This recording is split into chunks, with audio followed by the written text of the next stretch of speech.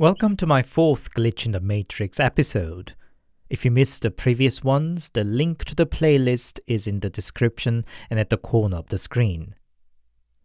It took me again quite some time to collect enough stories, but Glitch in the Matrix is definitely one of my favorite themes in the mystery world, and I'm happy to push another episode out. Glitch in the Matrix can include such a broad spectrum of phenomenons, and some of the today's stories overlaps more traditional paranormal encounters too. Regardless, I think this collection includes some very interesting ones. So, here are 5 allegedly true Glitch in the Matrix stories from Korea, from warped space to potential time travel. As always, handpicked, translated and narrated by your host, Anthony.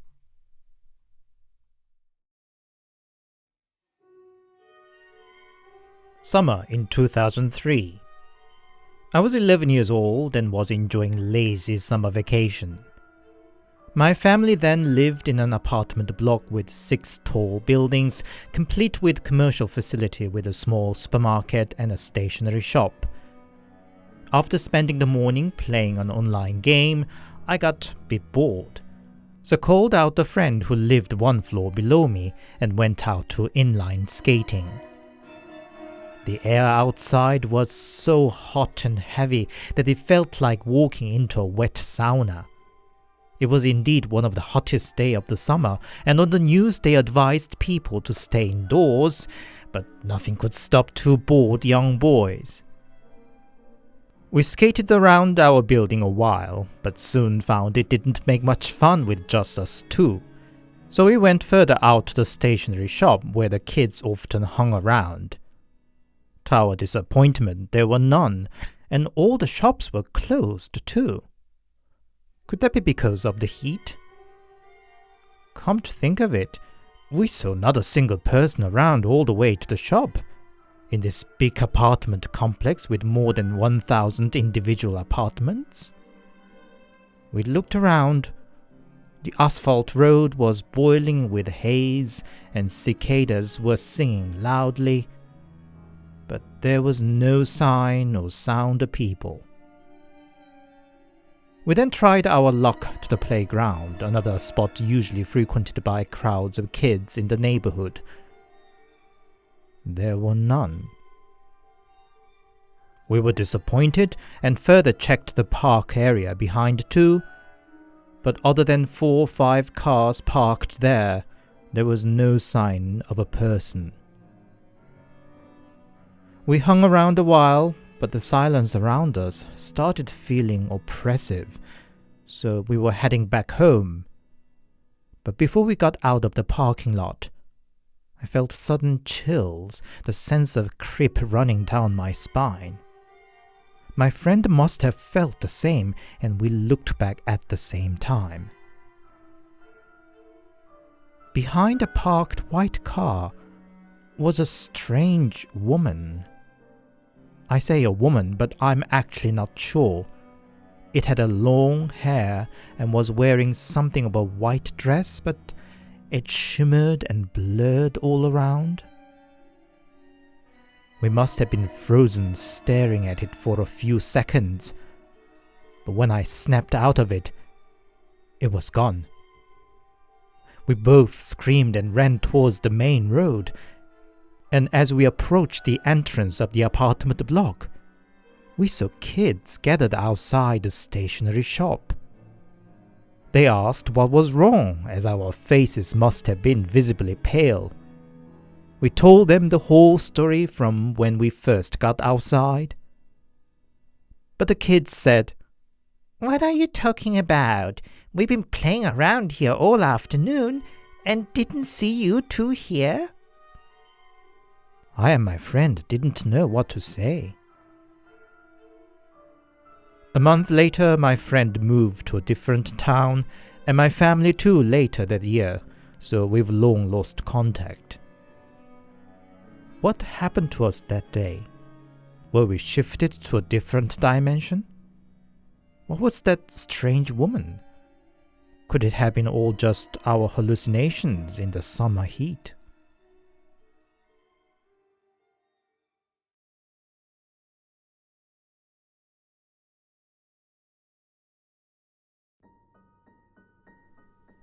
It's a story my friend told me. When he was a middle school student, the school made a field trip to Taiwan. After the day's tour and dinner, students were given free time before bed. They were of course all out roaming around till it got dark. Other mates wanted to enjoy till the last minute of their free time, but my friend felt tired and excused himself alone to the hotel. He took the elevator to the 5th floor where his room was, but it stopped at the 3rd floor. Nobody was waiting when the door opened, but even stranger was the whole floor was totally dark. With his one foot still in the cabin, he leaned out to look around, but he could not see anything in the pitch dark. Odd, but he just shrugged and carried on to his floor and back to his room. Then a mate called him up that they were having a mighty fun at the bar near the hotel and that he really should join in. My friend was tired but thought a young man should live his life and took the elevator down to the lobby. He was suddenly reminded himself of the 3rd floor in darkness, so out of curiosity he asked at the front desk if something was wrong on the 3rd floor. The staff replied, "What do you mean? Our elevator doesn't stop on the 3rd floor at all." Apparently that floor was kept empty, and there wasn't even a call button for the 3rd floor.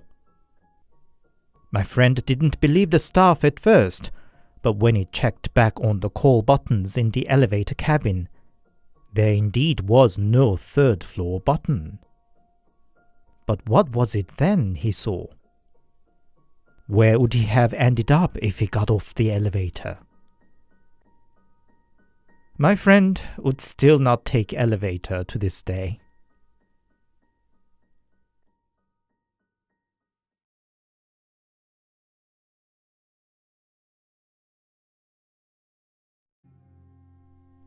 I lived in a small town when I was little. It was well before the time of computers and internet, so kids like me spent days playing and running out and about. One of our perennial favorite was hide and seek. As if for that purpose, my family home had an unusually large cellar. Maybe it's just from the kids' perspective, but the dark, dingy, maze-like cellar felt bigger than the humble bungalow above it. The old landlord told us the cellar was indeed very old, so I suspect the house was rebuilt in the later time above the original foundation, which was the cellar. One day we were playing hide and seek again. I looked for a perfect hiding spot in the cellar and found a little enclave of a space I wasn't familiar with, which was in itself already odd. However huge the cellar was, it wasn't possible that there was a corner left I hadn't yet checked out. There were strange boxes stacked up, and on the floor were scattered torn pieces of a handbook clothing and papers. When I looked up, on the wall was scribbled, "Long live Korean independence," with what looked like blood. And next to it was hung a national flag. When I wasn't sure if it were all real or a dream anymore, I think I fainted. And then I saw a dreamlike sequence of scenes. It was still in the same cellar.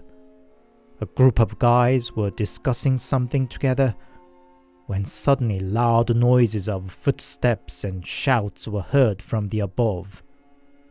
The guys were instantly alarmed and stirred, but soon bade good lucks and goodbyes to each other.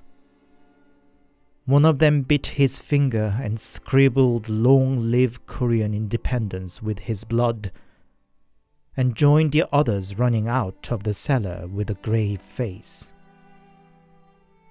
As the vision faded out, I heard further shouts and gunfires from the above. When I woke up, I was in my room, and my mom was keeping my side. Her face looked more sad than worried. When friends couldn't find me, they alarmed Mom, and she found and brought me back from the cellar. Later she further told me, while I passed out, I kept talking in my sleep, "Long live Korean independence," and so on. It brought back the memory of how her father died, and so she looked so sad when I woke up. Her father, my grandfather, was an independence resistance during Japanese occupation. Maybe because I was young then, nobody told me how he died, that he was captured and tortured to death by the Japanese authority just 6 days before Japan's declaration of surrender to the Allies. Could it be, however unlikely, that I was transported back in time and witnessed the last moment of my grandfather and his fellow resistance? Seeing how my grandma cried when I told her what I saw in the dream, I believe it was, or at least I want to believe so.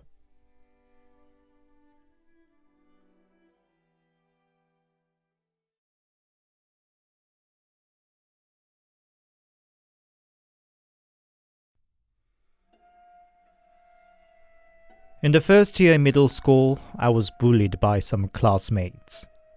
I was their punchback and servant.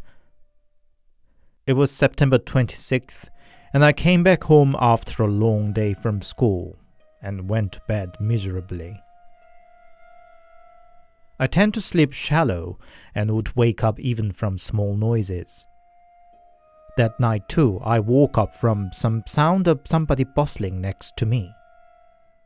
I opened my eyes and saw an old man in rags. I was just in shock and could not say anything. Suddenly the old man glared at me and pushed me off the bed, shouting, "You are a woman!" Which I'm not. Off the bed was a big gaping hole, and I fell through the endless pit. And with that, I woke up. Thank God it was a dream. I thought to wipe off the sweat off my face, but my right hand wouldn't move, nor my left hand. Was this sleep paralysis? But my head turned towards the door by itself. The door opened up, and a woman was hung there with the face of a murder victim that I once saw on a real crime report program on TV. She was dripping with blood and shut her eyes at me. The sense of oppressive terror I felt is indescribable. I screamed, "Mom!" But what came out was just a faint moan. I tried several more times, but to no avail. Meanwhile, the whole space around the door stretched and leaned towards me, together with a ghost. I guess I fainted afterwards. I woke up with a sound of news on the television in the living room. When I got out, I was shocked to find out the date on TV was September 26th. But it couldn't be. That was yesterday. I shouted to Mom in the kitchen, but all she said was to stop the nonsense and go to school. And indeed, the day was repeating exactly the same, event by event. One advantage was that I could somehow avoid my bullies, as I already knew where and when I was to run into them. I still don't understand what happened. Did I really live the day twice? What was it all about with the old man and the ghost in the dream? And what have they got to do with this time shift?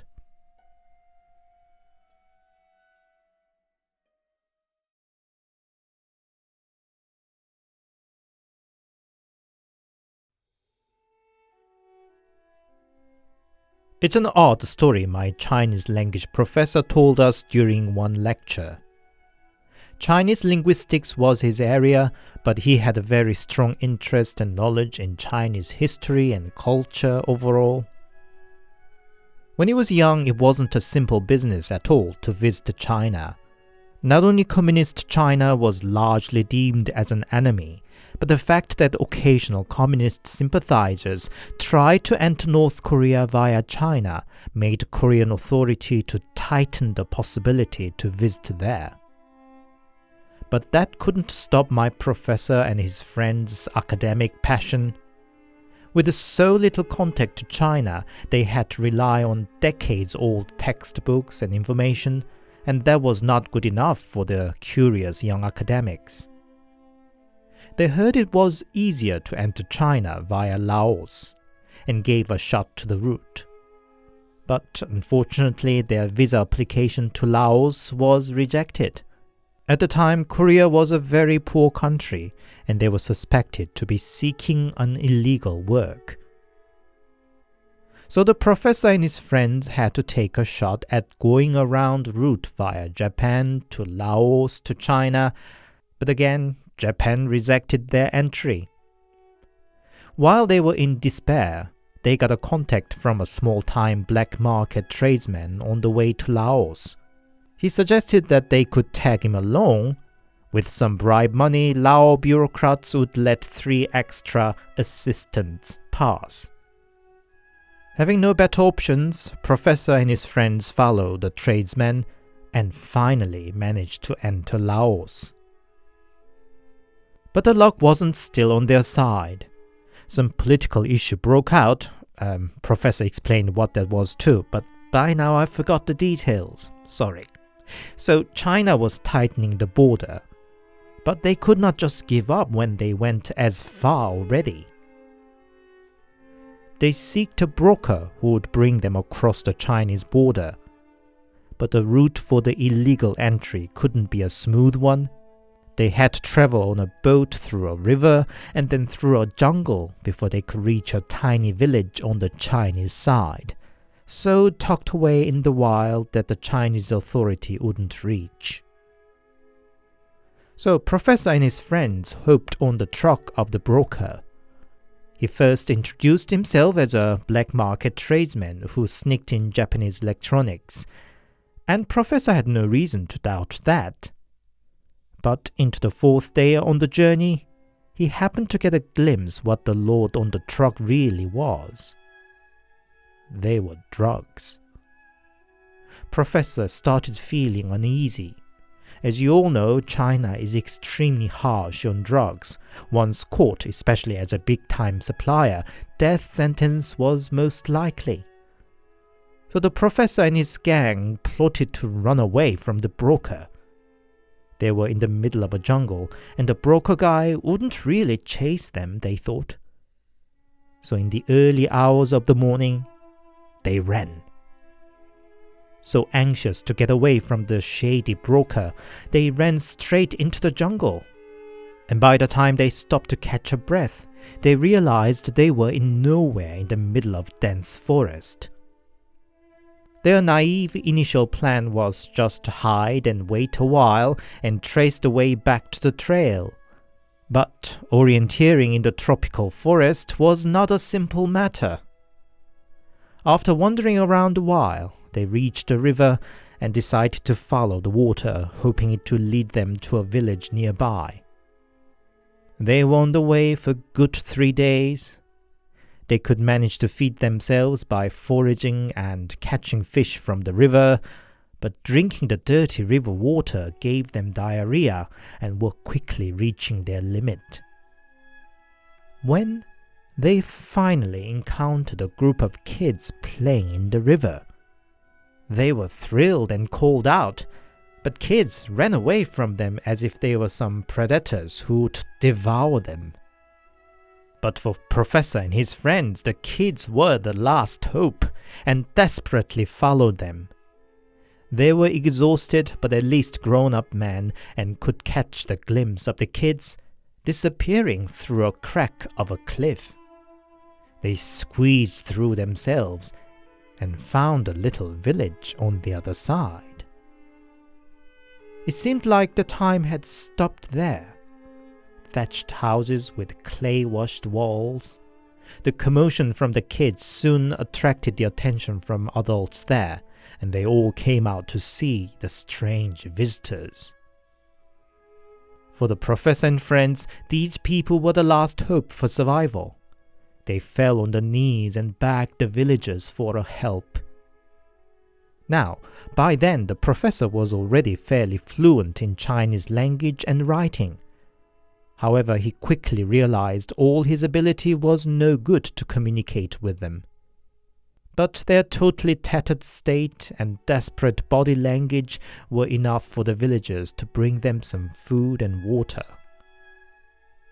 When they gained a bit of energy, an old man who seemed like the village leader came and talked to them. His speech sounded like a sort of a dialect of Chinese, but the professor could not for his life make sense. But soon recognized he was asking one question time after time. Whatever the professor said or asked, the old man kept repeating that same sentence regardless. He even took out his notepad and pencil to try communicating in writing, but that didn't work either, both sides failing to recognize each other's writing.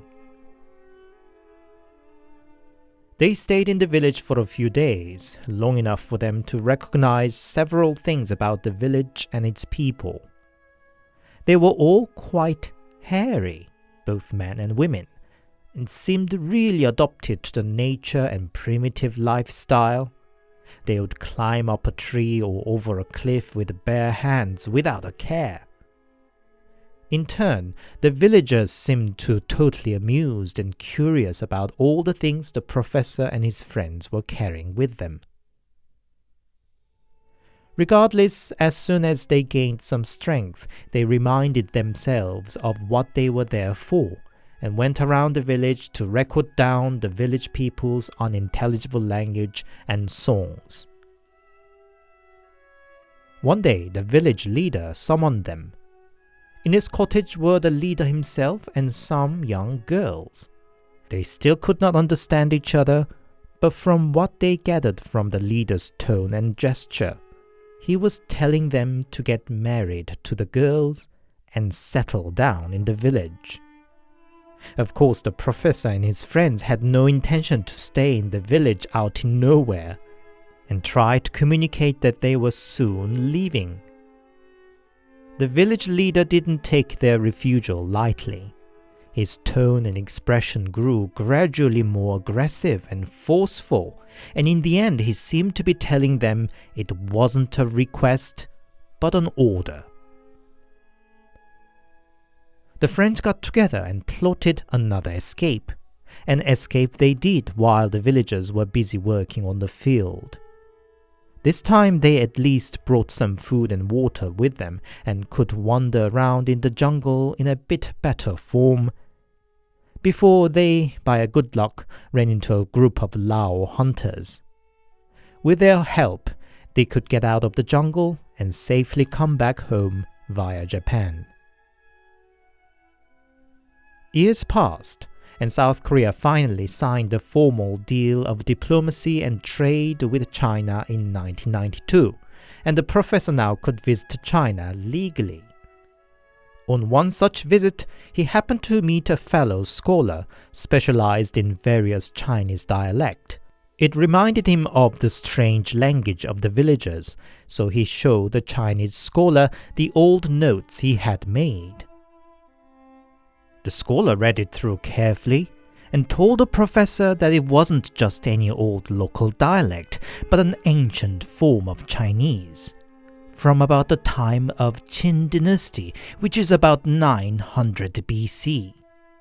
And he further translated the two main questions the village leader asked time after time. They were, "Has the emperor passed away?" and "Have they finished the wall?" The professor later learned that there was a folklore in China about the hairy tribe. They are said to be the descendants of the people of Qin dynasty who ran away from the forced labor to build the Great Wall. It was said that generations after generations of life in the wild made them bushy and hairy, and they still believe it's Qin dynasty thousands of years later and still hide themselves away from the brutal labor. Still years later, the professor was in Manchuria to research on local Manchurian language. It's one of the dying languages, so he mostly interviewed elderlies who still remembered their old language. And he happened to hear one such elderly lady singing a song. Professor recognized the tune from his memory from decades ago. She was singing it in Manchurian, but the tune was definitely the one he heard from the hairy villagers as they worked on the field. The lyric was roughly, build a wall, up and up and up, till it reached the sky, and something like that. "Ma'am, where did you learn this song?" Professor asked. "I learned it from my mom and sisters," the old woman said. "Is it from Manchuria?" "No, it's from the mainland. We just sing it in Manchurian." "Is it an old song?" Yeah. "Did the mainland Chinese taught it to your family?" "I don't know. It's not from a Chinese. People say it's from monkeys from long time ago." It is really an unlikely story, but I don't think my professor, who was a serious old-fashioned academic, would have made this all up. Nobody could prove it, but imagine the fugitive from Qin dynasty still living far away in isolation for millenniums.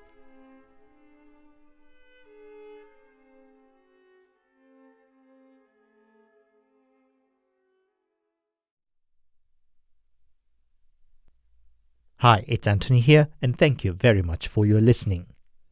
I hope you enjoyed today's stories. I know I did.